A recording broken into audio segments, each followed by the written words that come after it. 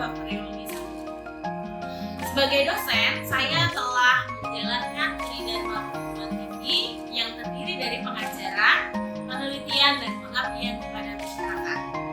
Dalam pembelajaran, saya menerapkan sistem DIA, yaitu Delivery, Interaction, dan Assessment.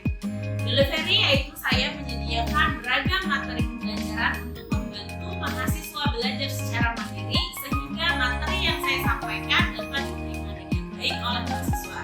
Yang kedua, interaction. Nah, interaction kegiatan ini saya lakukan secara tatap muka dengan mahasiswa dalam bentuk membahas bahan kajian dalam bentuk materi kuliah yang dilakukan di kelas, tentunya untuk mencapai capaian pembelajaran. Kemudian yang terakhir yaitu asesmen. Nah, asesmen ini dilakukan untuk menilai mahasiswa dengan cara memberikan tugas struktur yang direncanakan, misalnya memberikan satu artikel ilmiah untuk ditelaan, kemudian menyelesaikan studi kasus dengan bentuk diskusi, kemudian memberikan kuis. Tentunya ini semua berguna untuk mengukur kemampuan mahasiswa dalam menerima materi pembelajaran secara objektif, tentunya dalam bentuk ujian. Mata kuliah yang saya bawakan yaitu mata kuliah Bakteriologi 1 yang merupakan mata kuliah wajib program studi yang dibebankan sebesar 3 SKS dengan masing-masing bobot yaitu praktikum 2 SKS dan teori 1 SKS.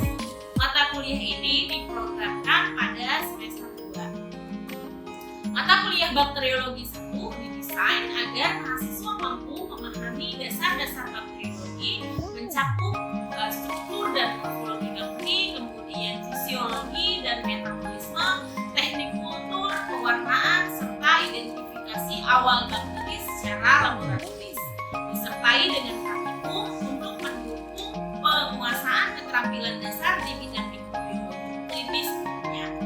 Fokus mata kuliah ini adalah memberikan bekal pengetahuan bagi mahasiswa untuk memahami dasar-dasar bakteriologi termasuk morfologi, struktur, metabolisme, pertumbuhan identifikasi, serta peran dan dampaknya terhadap kesehatan manusia. Nah, rencana pembelajaran pada mata kuliah ini telah disusun berdasarkan capaian pembelajaran atau CPL program studi untuk mencapai profil lulusan. Capaian pembelajaran pada mata kuliah ini mencakup 4 aspek, yaitu sikap dengan menunjukkan sikap bertanggung jawab atas pekerjaan di bidang keahliannya secara mandiri. Kemudian ada keterampilan umum dan khusus, yaitu mampu melakukan pemeriksaan laboratorium medis, khususnya pemeriksaan penyakit infeksi, baik itu tahap pra-analitik, analitik sampai dengan pasca analitik di bidang bakteriologi pada sampel darah, sampel cairan tubuh, jaringan tubuh manusia dengan menggunakan instrumen sederhana maupun otomatis.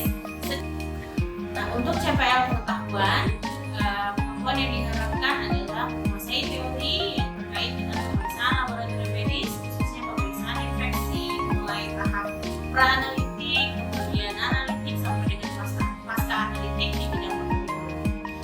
Baik itu dari sampel darah, cairan tubuh, dan jaringan tubuh manusia dengan menggunakan instrumen sederhana ataupun otomatis secara terampil sesuai standar pemeriksaan untuk menghasilkan informasi diagnostik yang tepat. CPL tambahan dari program studi teknologi laboratorium medis adalah mampu bekerjasama dengan tim, menyusun dan melaporkan hasil pemeriksaan yang valid kepada pihak berwenang dan mampu mendokumentasikan serta menjaga kerahasiaan informasi sesuai dengan kode etik profesi. Capaian pembelajaran tersebut kemudian diturunkan ke dalam 5 capaian pembelajaran yang dibebankan pada mata kuliah atau yang sering disebut dengan CPMK. CPMK yang pertama adalah mahasiswa mampu menjelaskan struktur, morfologi, dan klasifikasi bakteri. Kemudian CPMK yang kedua adalah mahasiswa mampu menjelaskan pertumbuhan dan metabolisme bakteri. CPMK yang ketiga, mahasiswa mampu menjelaskan teknik pewarnaan dan identifikasi bakteri. CPMK keempat, mahasiswa mampu melakukan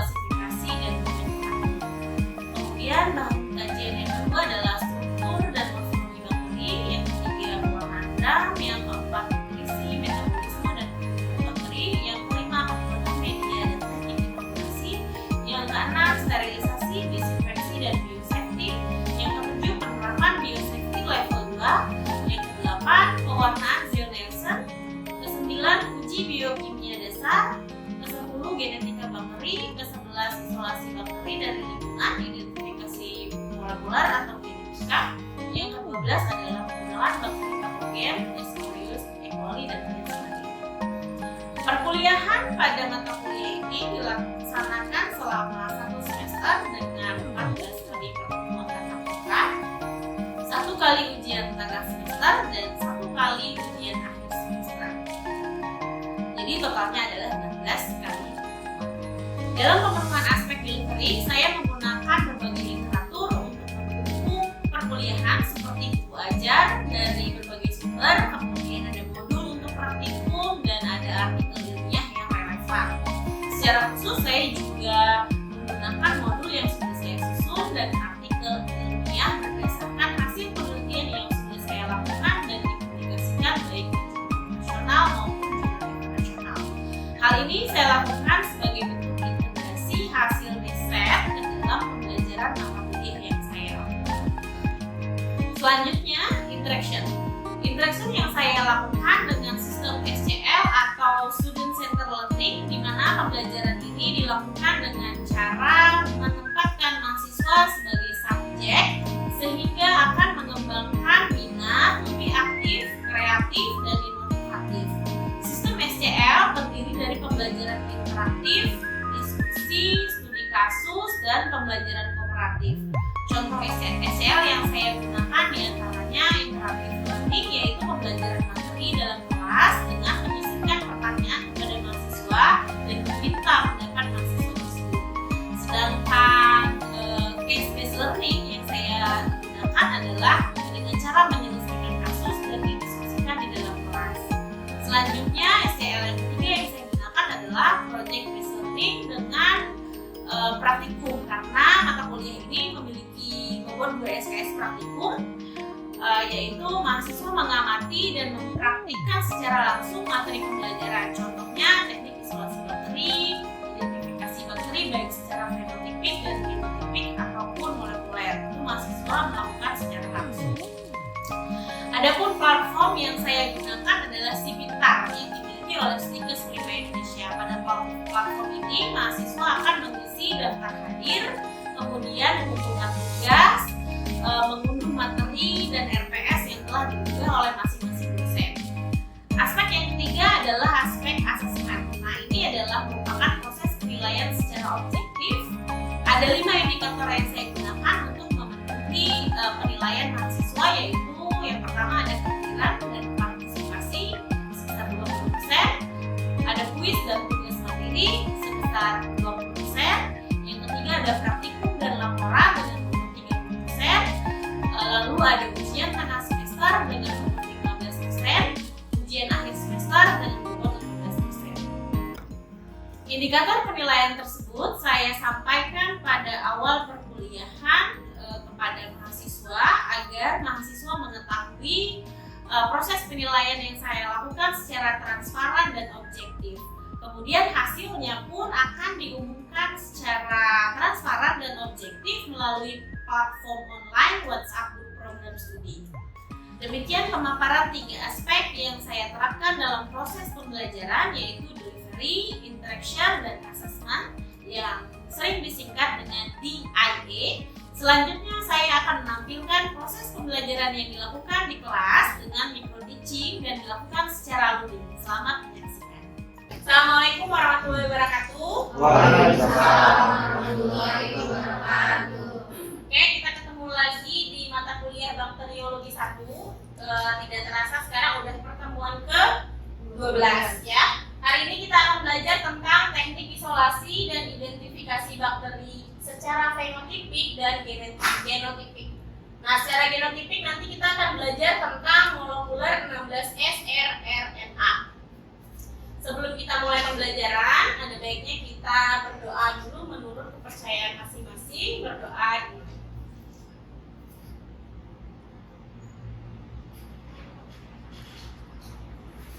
Oke, selesai. Nah, sebelum masuk ke pembahasan, saya mau tanya dulu tentang materi minggu lalu. Ada yang masih ingat tentang uji biokimia? Ya, silakan. Kak. Materinya kemarin tentang katalase, TSIA, SIP, sama Ya, jadi uji biokimia diantaranya ada katalase,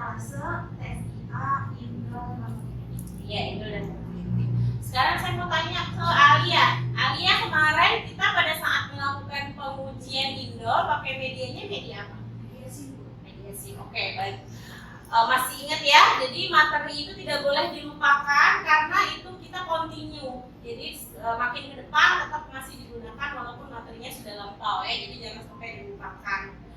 Nah, ini adalah referensi yang kita gunakan pada pertemuan kali ini. Ada Madigan ya, buku yang biasa kalian pegang. Kemudian ada cappuccino, kemudian ada beberapa referensi lainnya, dan ini ada referensi pendukung dari artikel ilmiah saya yang saya publikasikan di 2 jurnal. Ini berkaitan sama materi yang hari ini akan kita bahas. Jadi nanti teman-teman kalau mau belajar lebih dalam lagi tentang materi ini boleh diakses ya di artikel ilmiah ini ya. Nah, adapun latar belakang pada materi ini adalah karena bakteri ini memiliki peran penting di berbagai lingkungan. Jadi tidak hanya, sebenarnya bakteri ini tidak hanya berperan sebagai infeksius ya, karena kita belajar infeksius, tapi dia juga bisa berperan di berbagai lingkungan. Tetapi kita harus tahu dulu siapa bakterinya agar tepat penggunaannya pada lingkungan tertentu. Nah, mengapa penting melakukan isolasi dan identifikasi? Ini biasanya digunakan untuk keperluan riset, kemudian keperluan industri ataupun medis yang sedang sekarang kalian jalankan ya sebagai seorang analis kesehatan. Harus tahu cara mengisolasi dan mengidentifikasi bakteri agar kita mengetahui bakteri apa yang ada pada sampel klinis tersebut sehingga bisa membantu untuk menegakkan diagnostik ya. Nah, proses ini tentunya melibatkan teknik mikrobiologi karena ini bakteriologi, kemudian melibatkan proses molekuler karena kita bermain dengan genetika.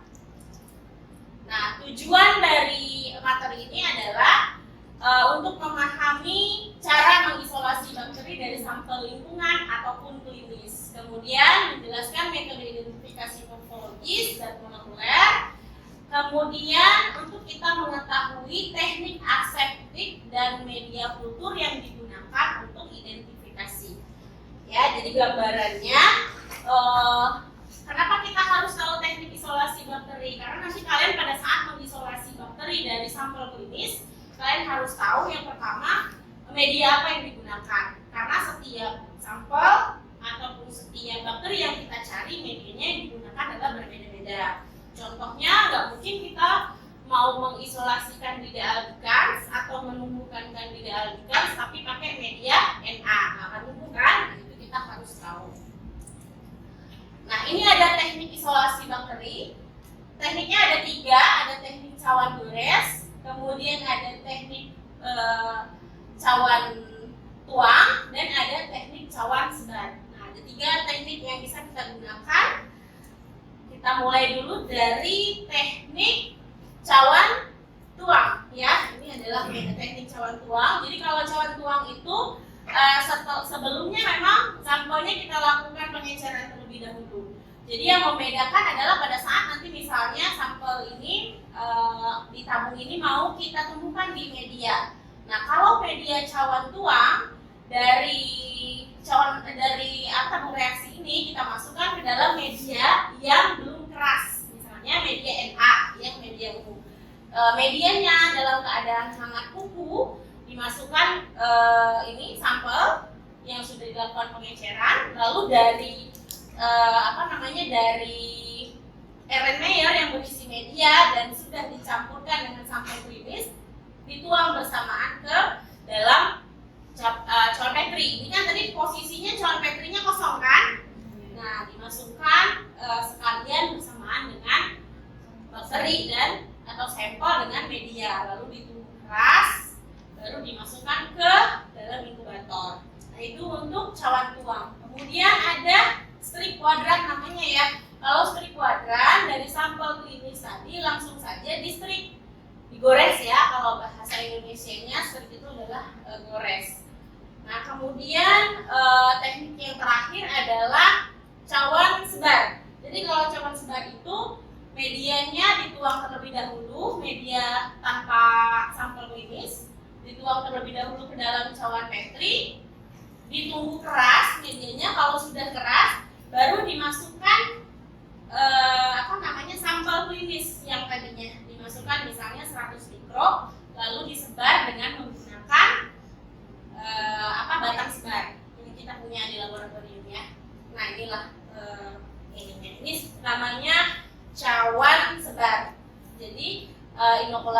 bakterinya dilakukan setelah medianya keras, tetapi dengan menggunakan misalnya 100 mikro, lalu disebar dengan menggunakan batang penyebar. Beda dengan yang gores tadi, walaupun sama-sama medianya keras terlebih dahulu, tapi kalau yang gores tadi menggunakan ose. Ya. Nah, ini media yang digunakan berbeda-beda ya. Kalau E. coli berbeda dengan mau kita menumbuhkan salmonella, berbeda dengan kita mau menumbuhkan S. aureus. Walaupun E. coli, salmonella, S. aureus ini bisa tumbuh pada media Na, karena media Na kan media umum. Tetapi jika kita ingin lebih spesifik, misalnya mau lihat fermentasi laktosa, berarti harus digunakan media tertentu ya untuk menumbuhkan bakteri salmonella ataupun bakteri E. coli. Nah, setelah kita melakukan inokulasi, kemudian diinkubasi selama 1 kali 24 jam, misalnya untuk bakteri E. coli ataupun S. aureus, barulah kita lakukan pengamatan keesokan harinya, yaitu dengan cara identifikasi morfologi. Yang diamati adalah bentuk koloni, apalagi elevasi koloni, kemudian warna, ya, kemudian apakah dia cekung, apakah dia cembung koloninya, yaitu disebut dengan identifikasi morfologi. Kemudian dicatat hasilnya. Nah, kalau setelah dilakukan identifikasi morfologi atau pengamatan morfologi, baru dilanjutkan dengan identifikasi biokimia yang kemarin sudah kita pelajari ya. Ada uji biokimia, ada TSIA, katalase, indol, motility, oksidase, dan lain sebagainya. Nanti masing-masing hasilnya dicatat. Kemudian barulah kita identifikasi secara fenotipik. Nah, kalau identifikasi secara molekuler, waktunya cenderung lebih singkat karena kita menggunakan PCR. Nanti sebelum sebelum dimasukkan ke dalam PCR atau di running, dianalisis dengan PCR, bakterinya atau sampelnya harus dilakukan ekstraksi terlebih dahulu, namanya DNA extraction atau ekstraksi DNA. Nanti hasil dari ekstraksi DNA ini akan dirunning dengan menggunakan PCR. Setelah mendapatkan hasilnya, dapat DNA hasil sequencingnya, datanya dianalisis dengan menggunakan gene bank, ya. Kemudian dilihat kekerabatan yang paling dekat dengan bakteri yang sedang kita analisis. Nanti muncullah pohon filogenik seperti ini. Misalnya ini sampel kita misalnya, atau inilah sampel kita. Nah, dilihat nanti ini kekerabatan paling dekatnya dengan apa? Nah, dengan ini misalnya. Nanti ada persentasenya. Nah, berarti bakteri yang ada pada sampel klinis kita itu adalah bakteri A, ya. Nah, aplikasi dari teknik isolasi, identifikasi baik secara fenotipik maupun genotipik itu nantinya akan digunakan untuk diagnostik penyakit infeksi, misalnya kalau kita berperan sebagai analis kesehatan. Kalau misalnya untuk apakah hanya untuk analis kesehatan ataupun hanya untuk diagnostik penyakit, tidak ya, bisa juga digunakan untuk industri, misalnya industri pangan, bisa digunakan juga untuk bioremediasi, misalnya menguraikan menguraikan sampah dengan menggunakan bakteri tertentu. Bisa juga untuk riset biodiversitas mikroba, ya. Jadi aplikasinya sangat luas dan banyak bisa digunakan di beberapa industri. Nah, kesimpulannya dari materi hari ini, isolasi dan identifikasi bakteri itu penting untuk memahami peran dan karakter mikroorganisme. Misalnya kita mau tahu karakter mikroorganisme yang ada pada sampel klinis kita untuk menegakkan diagnosa. Lalu bisa juga untuk kombinasi metode konvensional dan molekuler untuk meningkatkan akurasi identifikasi. Atau misalnya gini, Bu, saya sudah melakukan uji biokimia, sudah dapat hasilnya, misalnya didapatkan itu adalah S. aureus misalnya, tapi saya ingin melakukan uji molekulernya. Nah, ternyata hasilnya sama S. aureus. Berarti kan itu menegakkan akurasi ya, jadi meningkatkan akurasi sehingga hasilnya tidak menjadi ada yang namanya positif palsu gitu ya, jadi lebih akurat. Oke, terima kasih, itu saja materi hari ini. Silakan kalau ada yang ingin bertanya. Pada artikel yang pernah Ibu berikan di minggu lalu, saya membaca ada proses identifikasi fenotipik dan genotipik. Apa perbedaan dari keduanya? Fenotipik dan genotipik itu sebenarnya hanya secara bahasa ya. Fenotipik itu konvensional. Jadi konvensional itu terdiri dari setelah kita isolasi, kemudian dilakukan pengamatan morfologi, lalu baru kita lakukan pewarnaan gram. Setelah mendapatkan kelompoknya, apakah dia bakteri gram positif atau gram negatif, baru kita lanjutkan ke uji biokimia. Itu fenotipik. Tetapi kalau genotipik nggak perlu melewati tahapan itu. Jadi setelah kita dapat koloni bakterinya, bisa langsung kita ekstraksi DNA-nya, kita analisis dengan menggunakan PCR, lalu kita masukkan ke dalam aplikasi, keluar dia nama bakterinya apa yang paling berkerabat dekat dengan data yang ada di GenBank. Gitu ya, Zidan. Oke, selanjutnya ada lagi yang ingin ditanyakan? Silakan. Ya. Saya ingin bertanya, apa saja uji fenotipik atau biokimia yang harus dilakukan? Pada pengujian ingat. Siapa yang bisa jawab? Tadi ada Eka, tadi bisa Eka bantu jawab. Salah satunya bisa 3 atau 2 itu dibantu sama teman yang lain. TSIA, katalase, uji indol. Terus ada lagi tambahan, ada yang menambah? Motilitas, katalase. Ya, jadi uji biokimia ini ada banyak, ada uji gula-gula, kemudian tadi ada uji yang disebutkan oleh Eka, tetapi harus dilewati dulu pewarnaan gram, ya, biar nanti uji biokimianya lebih spesifik, uji apa aja yang harus kita lakukan. Satu pertanyaan lagi, silakan. Ya, silakan Mulan. Bertanya, apa saja kelebihan dari identifikasi molekuler? Identifikasi secara molekuler ini kelebihannya adalah kalau uji fenotipik kan tadi kita harus isolasi. Habis itu kita inkubasi. Setelah inkubasi untuk melakukan uji biokimia itu juga harus diinkubasi lagi ya, membutuhkan waktu yang lebih lama, media uji dan reagen yang lebih banyak.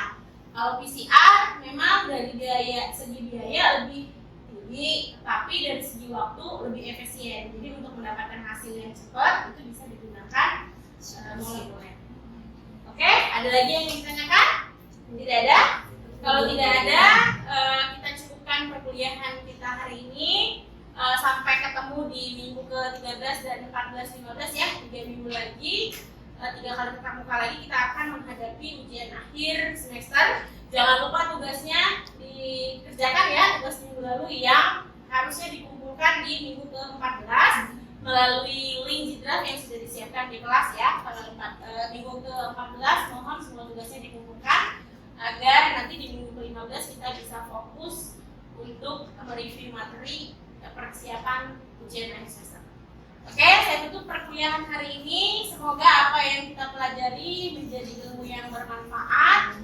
Mohon maaf jika ada salah-salah kata. Saya tutup. Assalamualaikum warahmatullahi wabarakatuh. Waalaikumsalam.